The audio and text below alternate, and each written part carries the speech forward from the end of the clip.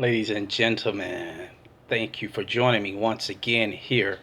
Michael Pierre Marks, writer, director, producer of movies, author, and somewhat of a comedian, I like to say. Um, yeah, so you might be wondering why I toast to you, all right? You might be wondering why I'm holding this glass of red wine here, or sweet red, I should say. Um, Well, today marks my 23rd anniversary of living here in California. Drove my S10, 1988 Chevy S10 pickup 23 years ago. I was 24 years old, um, on $400, believe it or not. Came out of here with $400 in my pocket and dreams and desire and all that good stuff. Like so many people come from different places to California to make a name for themselves or to fulfill their dreams and watch them come to fruition.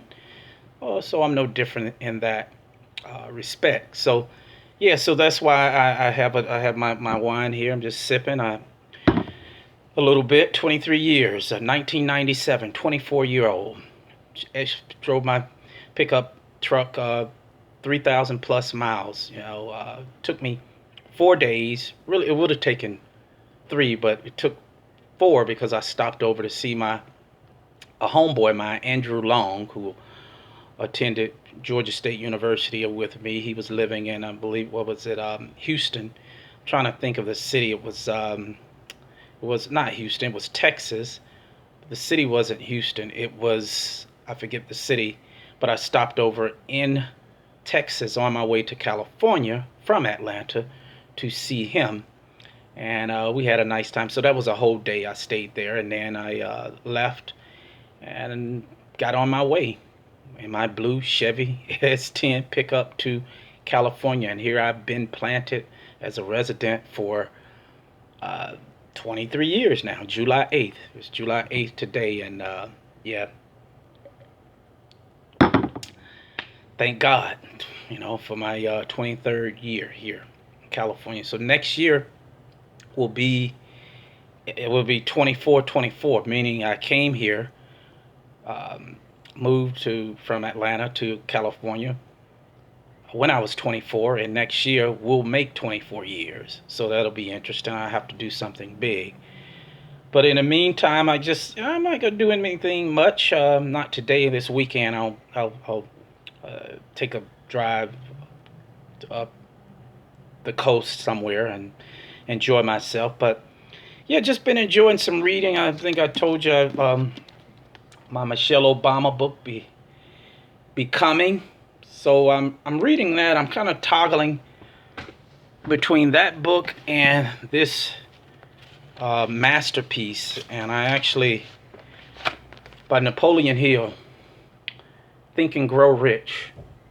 Think and Grow Rich, and yeah, I listened to the audio of that book, but I had to have the book itself because it's gold. You know what I mean? And this is one of the best books. If you really want to set your mind in the right direction, it's just unbelievable what that book talks about. And it's all about thoughts. And as the book says, thoughts become things. And, what you think is very important. And so you got to have to exercise and be conscious of what you're thinking. A lot of us, including myself at one time, was conscious of what I thought, but I am now. I've been for quite some time, and that helps you get on the path to success and attaining things, riches and otherwise, goals and dreams. And so, yeah, so this story, Think and Grow Rich, is interesting because Napoleon Hill, who born in the 1800s, he was a self-help author, and he was tasked with interviewing some of the richest people, billionaires and millionaires in America at that time. He was tasked with that job by Andrew Carnegie, and Andrew Carnegie again born in the 1800s, also was a steel magnate of sorts. He was a philanthropist, one of at the time one of America's richest persons, a Scottish person, industrialist, and so he tasked Napoleon Hill with interviewing some of the, like I said, America's richest people on the planet, and he gave him 20 years to interview these people. And from those interviews, he found a sort of recipe, if you will, or a secret to success, a secret of attaining riches and achieving goals. And of course, those people would be people on that level will be people you definitely would need to listen to, because they know they've attained success on many levels. Um, and some of the people, just to give you some names, Henry Ford of he interviewed, of the Ford what was it, Ford Motor Company, and uh, John D. Rockefeller. Rockefeller was he was a steel magnate, one of the richest persons on the planet during that time. Who else? President Eisenhower. I'm sorry, Roosevelt. Theodore Roosevelt. I know that was one of the guys he interviewed.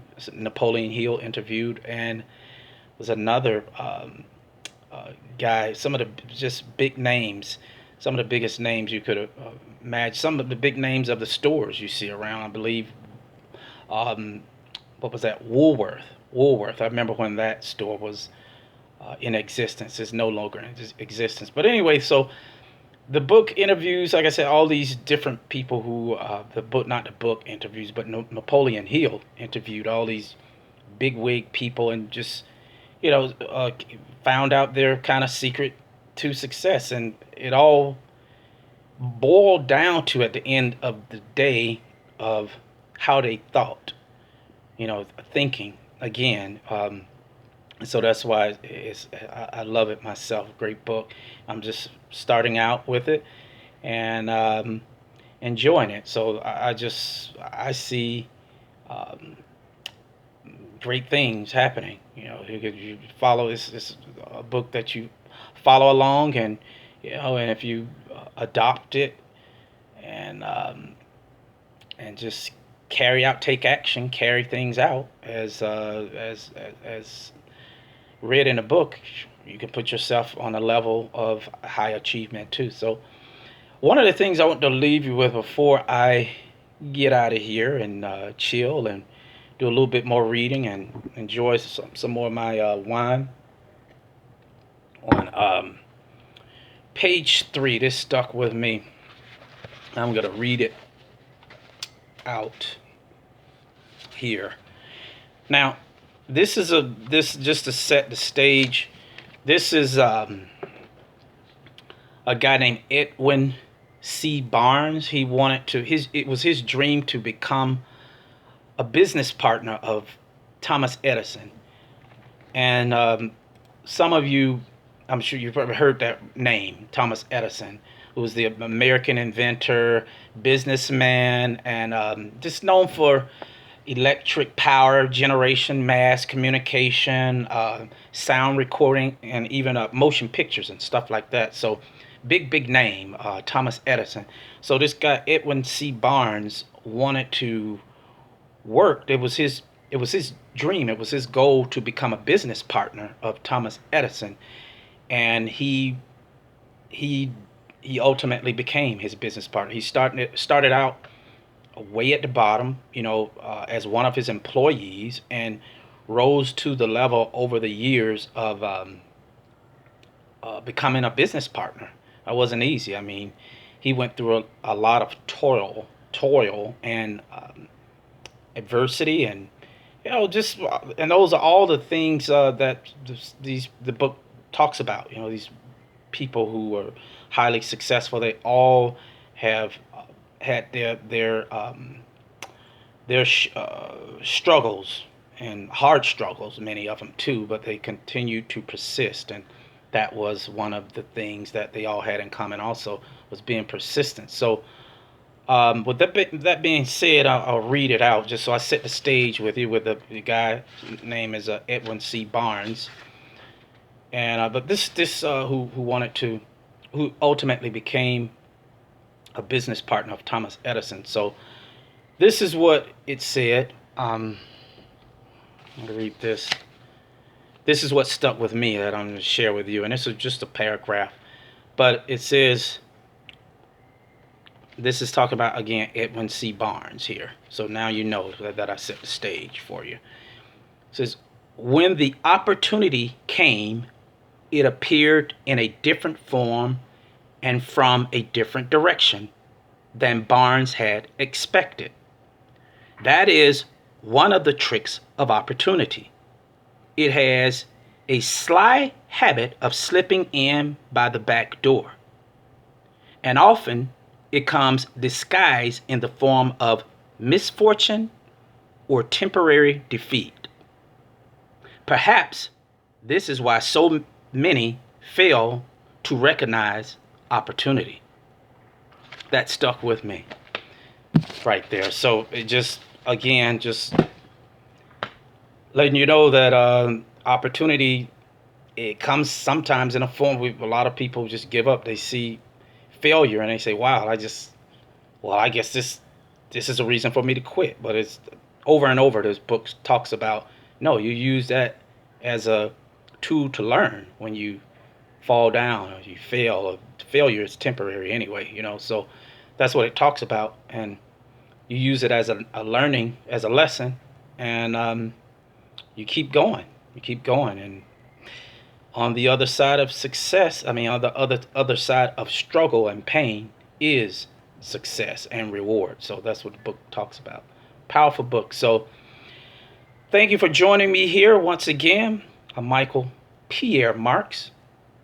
If you like my videos, again, you can subscribe. Click on the rectangular red button that says subscribe at the bottom right hand corner of your screen. Like my videos. What else? Share them with your friends and your social media network. I would appreciate it. That's all I have for today. So I'm gonna, again, just chill, celebrate my 23 years, my 23rd year of being here in beautiful southern, sunny Southern California, I should say. And that's all, folks. Thank you for joining me.